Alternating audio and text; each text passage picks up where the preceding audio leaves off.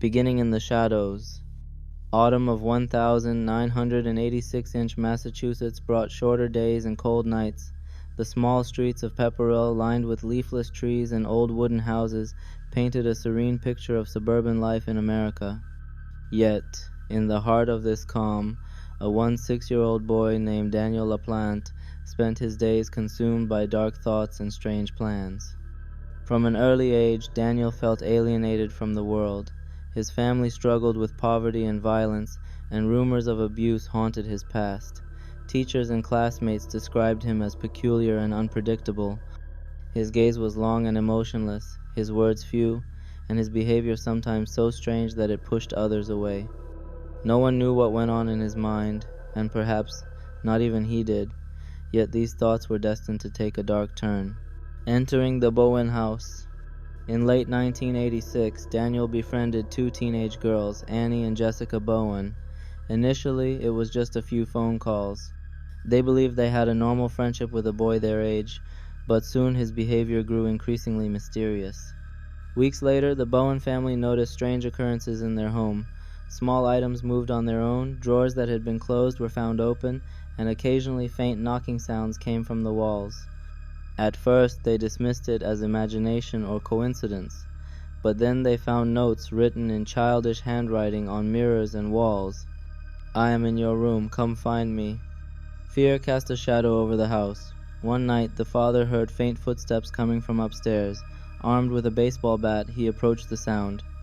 When he opened his daughter's room, he encountered a scene he would never forget.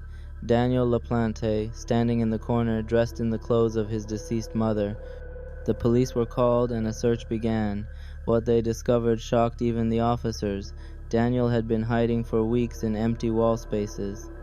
By creating small holes, he observed the family from inside the walls. This was no game, it was a full-blown psychological assault. Arrest and release. After his arrest, Daniel was sent to a juvenile detention center.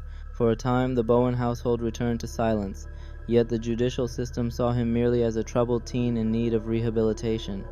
Less than a year later, he was released on bail. No one knew that during this period, his dark thoughts had only grown stronger, and his plans had become more violent.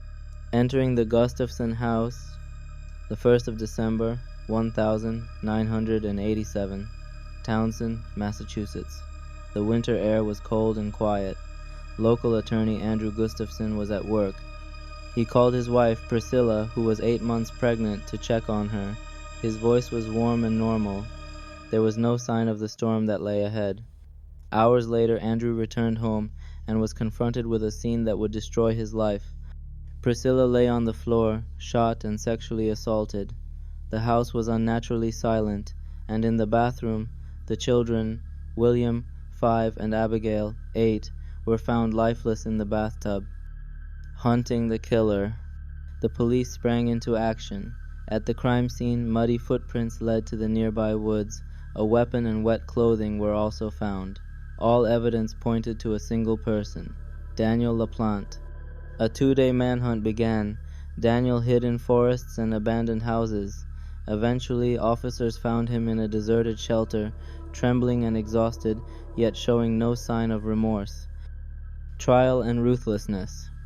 In 1988, the Massachusetts courtroom was filled with reporters and grieving families. Defense attorneys attempted to argue for a lighter sentence due to his young age, but the jury, after reviewing the evidence and hearing the details of the murders, convicted him without hesitation. 3 consecutive life sentences. During the trial, he often stared blankly ahead. Andrew Gustafson, the husband and father of the victim, said, "He has no soul. In his eyes there is only darkness." Attempt at parole. Years passed. In 2017, LaPlante requested parole under new laws regarding juvenile sentencing. He claimed he had changed and deserved a second chance. However, after hearing the statements of the victims' families and reviewing the case, the judge denied the request. His sentence remained life imprisonment without the possibility of parole until 2032. The shadow that remains. Today, more than 3 decades have passed, yet the story of Daniel LaPlante still echoes in Massachusetts and beyond. The Bowen house is no longer the same. The Gustafson family lives on in memories, and the boy behind the walls continues to spend his days in silence and darkness behind prison bars. Monsters are not always in stories. Sometimes they live in our neighborhoods, and sometimes they watch us from behind the walls.